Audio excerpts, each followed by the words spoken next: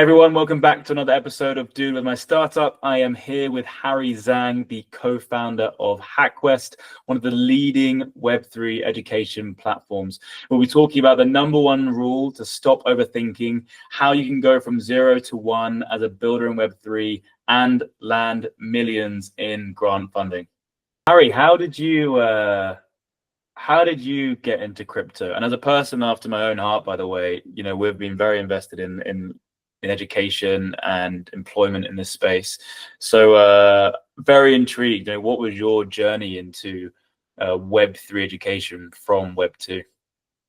Absolutely. So I think my crypto story started really in 2015 when I wrote a paper on blockchain and crypto through my independent study, and it was one of the first.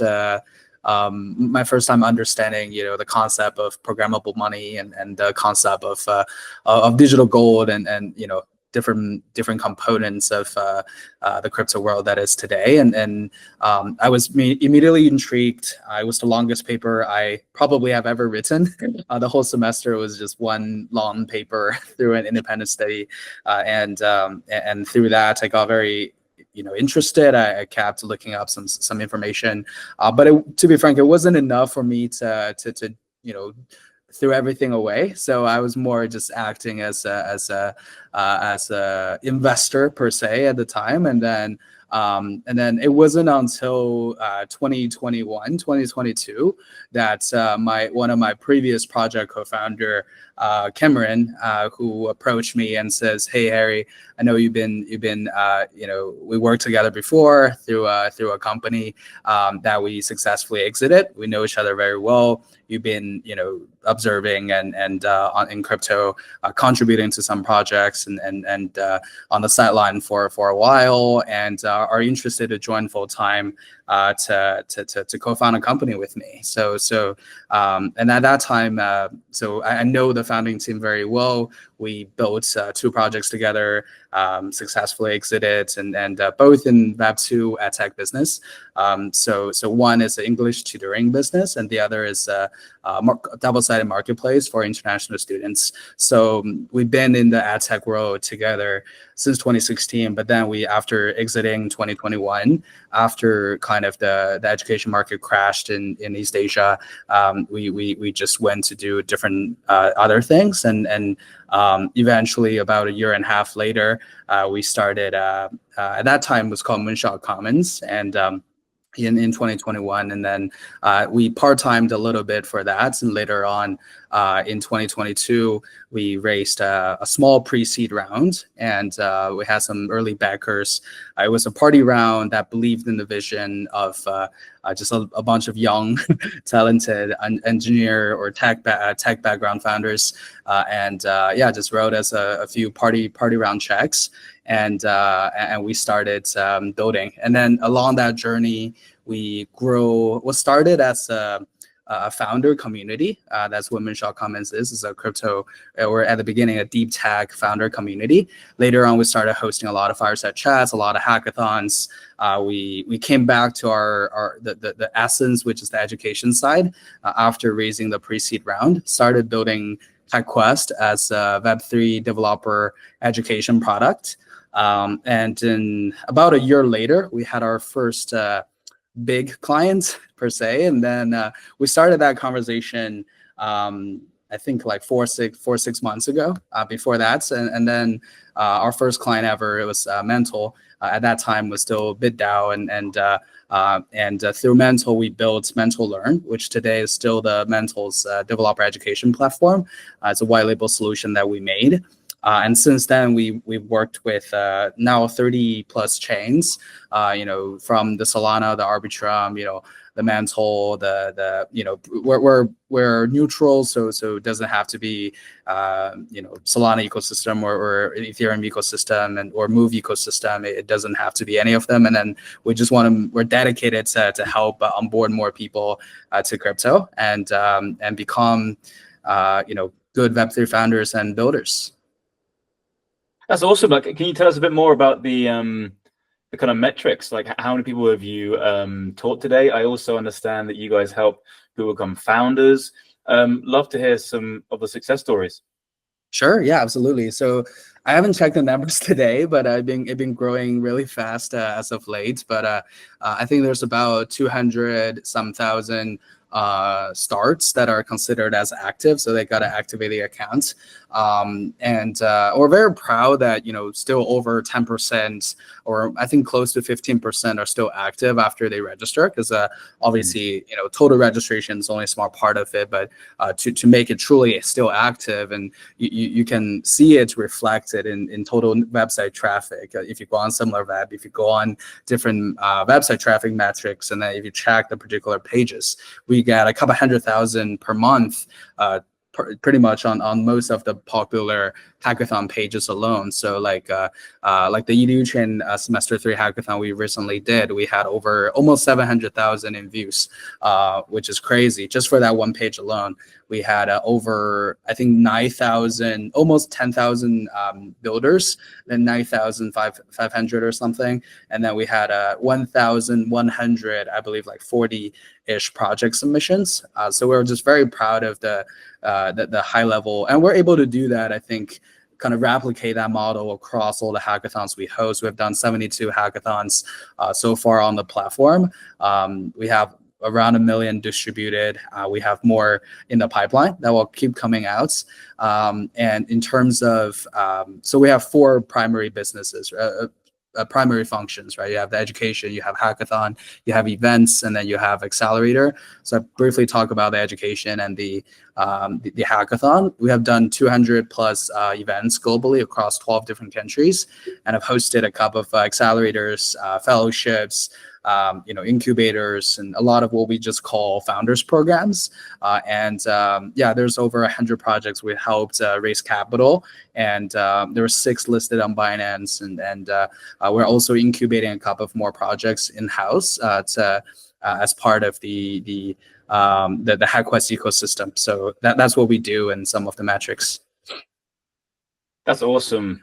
How you've helped somebody actually raise funding. It's very difficult, one, getting the education piece together, but then 2, being able to actually help them go into fruition into the world and build things. And yeah, I suppose your events, they are a killer way to have that bridge, actually create something with a team that's unique and special to you in a very short period of time.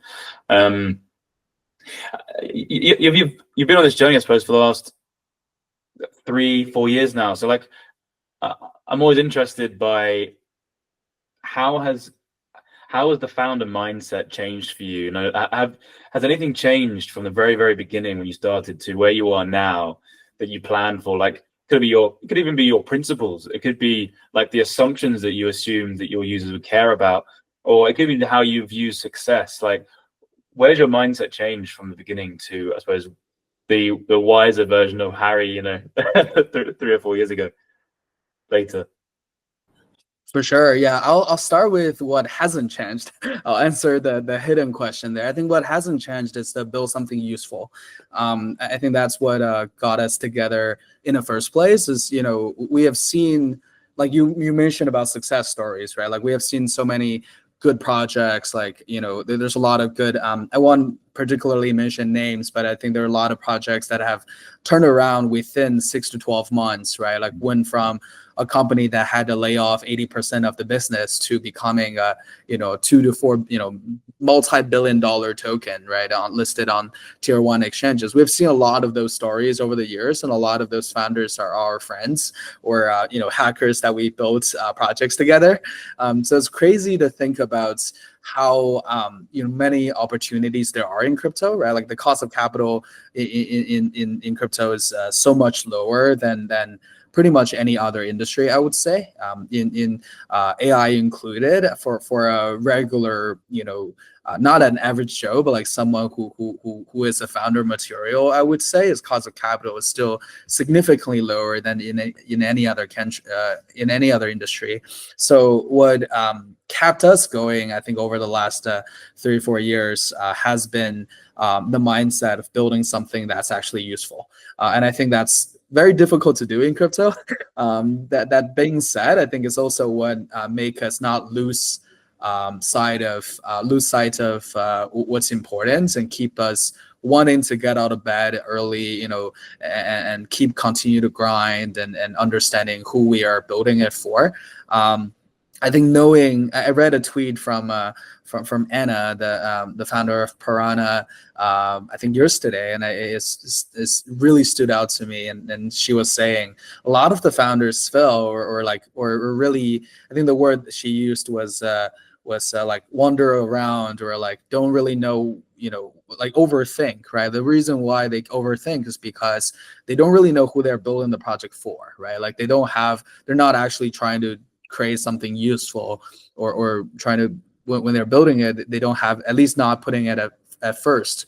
So I think by putting something at first and thinking about who we're building it for, why are we doing this, I think is what make us continue to build and keep wanting to make the project better and better every day, thinking of opportunity to grow.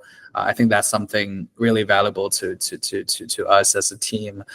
For me personally, what changed, I think, is how I view what's the best way to put it? Like how I view the growth of a company, or how I view the potential of a project, right? I think sometimes, and betting on the people is also just so important. I think that we always know that it's an over cliche phrase, but I think, for me, when we first started, I also worked briefly on the venture side, and I typically I look at the product, right? How good the tractions are, how good the products are. We always say we look at the team, we look at how good everyone are, but we can't help but see, how good is the project, right? Like, does the business logic make sense? But I think over the last 3 or 4 years, after reviewing literally thousands of projects or tens of thousands now, almost, and I would say, and that are all really high quality, I realized the initial idea almost don't matter that much.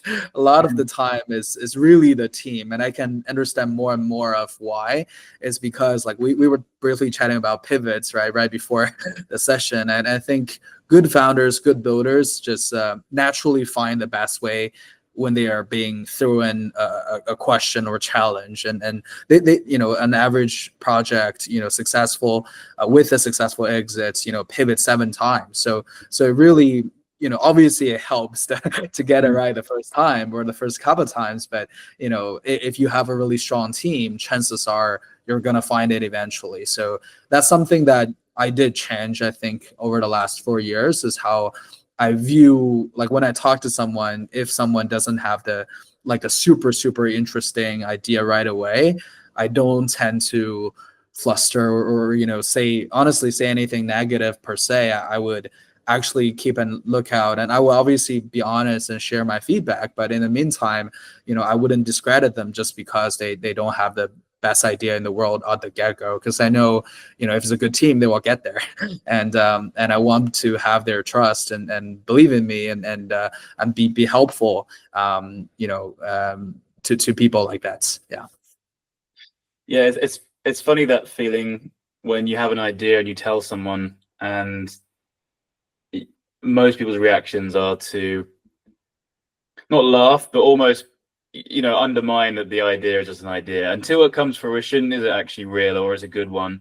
And so 100%, if you can back the founders and their ambition enough, even if the idea is not 90% there, maybe it's like 50% there, but they will ask the right questions to figure out where they have to go afterwards.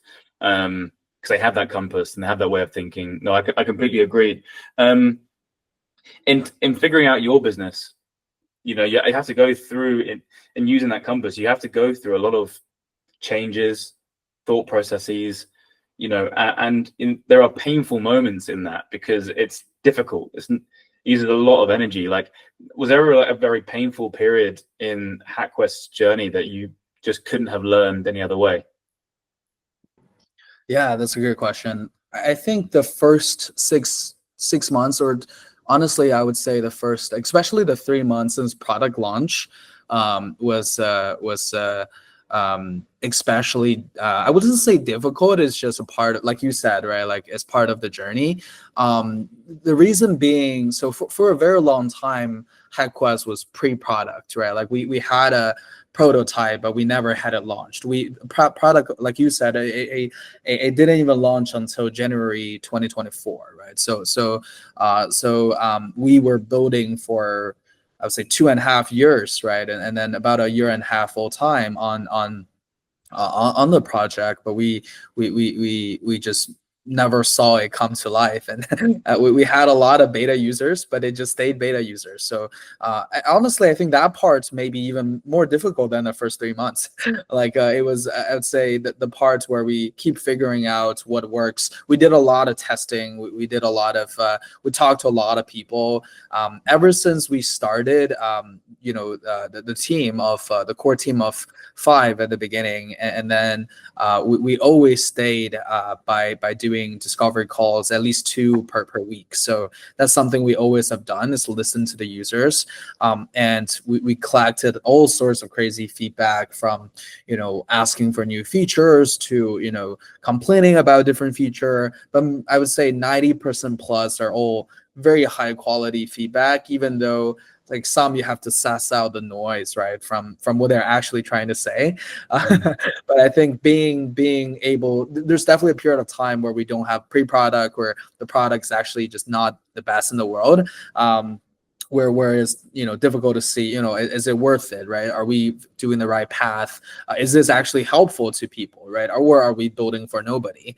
So I think there was a period of time where the initial traffic's just hard to build up, but like over time, we see the numbers. I think the numbers really started to pick up in the second half of 2024. After about the 6-month mark, we're beginning to see more and more pickup in traffic, especially after the hackathon feature launched. I think after hackathon feature got better and better, we recently launched HackQuest V2, right, 2.0, and it's been crazy boost. I think we had probably 4 times the network traffic where than before. We had more visits over the last 3 or 4 months than previous, like a year and a month combined, and so it's really good to see that the product's actually growing. But in the meantime, right, like whenever we do a new release, because we ship pretty fast, we have a new feature deployed every 2 weeks, there's always a lot of bugs. And there was a period of time where we had, and even like 2 months ago,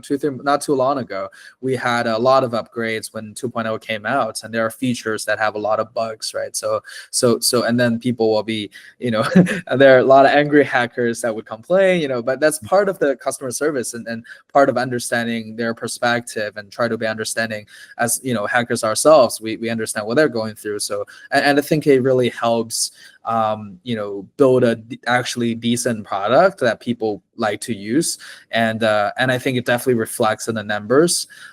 We're fortunate that we are in the sector of business, whether it's the education or venture building or hackathon or any of this, where we, if the product's actually good, if you're working with the right people, the numbers do reflect themselves. So I think that 2.5 years of figuring out, testing things, talking to the users, and also the first 3 months of just looking at a chart that doesn't pick up, right? We don't see that steep slope until some magic feature got up, or one magic partnership that just made everything work. It really takes a lot of time to get to that point, and I think that's my story there. There's nothing worse than shipping a new feature, or even correcting that feature, and not seeing the hockey stick kind of you're like, no, we just fixed this. You gotta be like tapping the dial to make sure it's not broken. You mentioned just now the advice that you had from a tweet that kind of resonated with you, which is around overthinking. What's the one thing that you used to overthink that you now don't? It feels very clear and simple to you.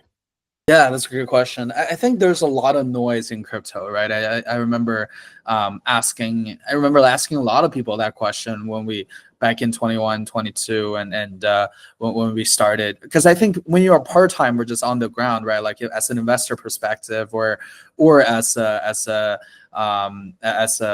trader perspective, I think I tend to like when you're part-time, right? It doesn't feel the information is that dense. But when you're actually full time, especially when you're building, you're trying to close deals, you're trying to generate revenue, right? Like treating your company as a startup. I think one interesting data point, and I'm not don't quote me on it, but I remember seeing, if you generate over $1 million in revenue, you're almost like a top 100 DApp in crypto. Like it's crazy to think how few projects actually generate real revenue that can sustain itself in crypto, and this is just and that's part of the whether you call that crypto having more shiny objects, or is just because we all see we only see the survivors, right? Like there's so many players that have not doing as well as you probably doing, you being the general public. And then we think about, oh, like my friends just made $1 million on this shit coin, right? And try to not overthink. So when you're a builder, I think it's easy to overthink because there's so much noise in crypto by nature, and also because you're thinking a million things in your brain. You're constantly absorbing knowledge, and it makes people overthink or try to act differently because of the information they assimilate. Now, like I kind of mentioned, like Anna was trying to say, if you know who you're designing for, you have a very clear roadmap to success, and you don't feel as stressed, or you don't feel as pressured, because oh, this project's needed. It's just a matter of when and by whom. And I feel like when that feeling hits, it's a lot less pressure, and you can actually focus on building, as opposed to the other way around, where you're constantly worried about, oh, other people are creating a million user project, or these people just raised $10 million, or I think there's just so much noise out there that's easy to distract.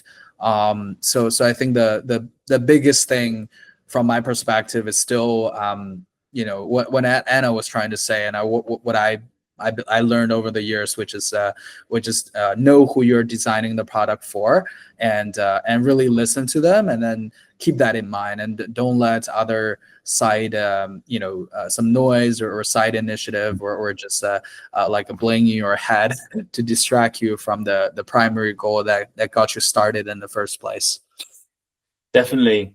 I mean, we even had this when we were fundraising, and we're going after a very large round, but like we were doing it all wrong. We were saying all these buzzwords, AI, we're going to be launching a token and all that stuff, and it's wrong.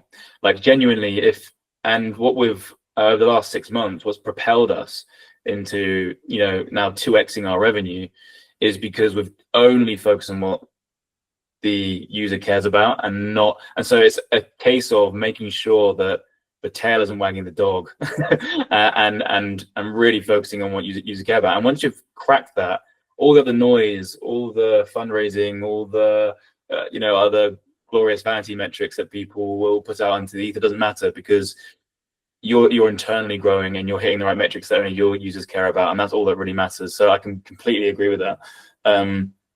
But on the topic of fundraising, we were very fortunate in receiving, I don't know what you call it, a grant fund, but from Solana. And we managed to have an education around that. You guys have worked with dozens, if not hundreds, of projects now. But all the Web3 founders and builders out there who are trying to tap into funding, what do you think is the best advice for them to write a really good application that will be seen and approved? Oh, that's a good question. One piece of advice, I can probably give 20. We have a blog article about how to stand out from a hackathon/grant. I think, happy to share that as well. But I think if I have to pinpoint into one, is to, I think, there are probably two that I would really look at just to when we review these applications. One is how likely it is to survive in 12 months, and I think that's not an arbitrary metric we're just saying. It's actually used in some of our evaluations, and I know a lot of the foundations care about. And I thought that was probably one of the most important. Not metric, but like area of consideration is, do you see this project survive in 12 months? And I think it's a very loaded question, or very loaded and thing to think through. And when I'm drafting grant app, because we also apply for grants, when we also have submitted to many hackathons. But I think the biggest difference between, like what you said, like seeking funding, or especially for grants, what separates it from, let's say, a hackathon submission, or some of the hackathon may be connected to a grant program, like incubator accelerator program. It also applies, is how likely the project is to survive, right? Like, think from the perspective of an ecosystem. The last thing they want is they write a check for a large grant and then the projects to disappear. Even if it's a milestone based, we have seen so many. We work with so many ecosystem and have worked with so many projects that just take the initial upfront grants, right, and they just give up the rest. It doesn't even matter what they decide. They just take the first 10K, the first 5K, and then they're gone. So and that's the biggest type of metric that a lot of the foundations try to minimize. And same thing here, right? Like when we are reviewing, when we are doing the shortlisting, when we're doing the review for different foundations and ecosystem, or source our own. We have a talent tracker. We have our own database of emerging projects that we would recommend to different foundations, and we talk to a lot of founders regularly to understand what stage they are. And a lot of those calls, one of the biggest things we look at is, do I see this project survive in 12 months? Do they have enough burn rate? Do they have a decent enough team? How good is their founders, right? Are they able to soldier through all the difficulties that come with being a crypto founder or being a founder itself? And can they figure something out? Can they pivot, or are they gonna give up and then just start a completely new project and give up what they're building? So I think it's a lot. It's okay to pivot. It's okay to start new projects, but not giving up and knowing when to quit. But in the meantime, finding the best path forward to make sure the project fulfills its goal, right, and reaches its max potential is what matters to most. Because there's so many projects and so many teams that just give up way before they achieve its goal and way before it give its best shots. So I think if I have to say one, I would probably say, ask yourself this, how likely is your project going to survive in 12 months? If after reading your own application, it is, 100%, this team will definitely survive. It has all the right team, the right, your answers make sense. You have the right tractions. You have a very clear roadmap. You have, the tech talents, the distribution talents, and you guys know each other. There's minimizes chance for conflict. There's so much into it, but it just boils down to one element, which is this project's going to survive in 12 months? If it's not, chances are you won't even pass the first round of shortlisting. Yeah. That's great advice. For our final question, I just wanted to find out, what is the future for HackQuest? What's happening over the next 5 years? Yeah, where do you see the company? Absolutely. So I think at a first level is keep doing what we're doing. I think the builder narrative is here to stay. It may not be happening. It didn't hit us this cycle, but we are still, we have firm belief into builders of the future of crypto, right? I think as more users get onboarded, we have a lot of policies becoming more and more open, stablecoins being more adopted, a lot of the countries becoming more open to crypto. The narrative will come, right? At some point in the future, we're gonna need a lot more builders, and we need platforms and intermediaries capable of onboarding the mass and getting more talented folks to get here. So HackQuest will be there to support these people and help essentially more people to get onboarded into crypto to keep doing what we're doing. In terms of a lot of the growth, I'll keep it half of a secret, but we have an article coming out on one of the major media outlets in a few weeks, and then we also have a couple of big announcements as well that we'll be making. But a big core part of it is the venture building, is the what can betting on founders and teams that's capable of bringing in the 3x to 10x, keep working with amazing teams that's able to find we're able to pivot enough to get to the success. And on the education front, we want to keep working with all the best partners, and to keep publishing credible content, and really make that pipeline what it is, better than anybody in the space. So that's our goal, to work with all the players to create an ecosystem that's able to be the best in something. So that will keep being the mission and the goal. Harry, thank you so much for jumping on. I've loved this story, and education is a really close part to our heart at Calypsis. That's where we've started, and it's really something that the whole space in Web3 really needs. The bridges aren't big enough, so there has to be more bridges. And you guys are doing a very just service for the whole industry. So thank you so much for sharing your story, and look forward to catching up next time. Likewise, appreciate you, Dan.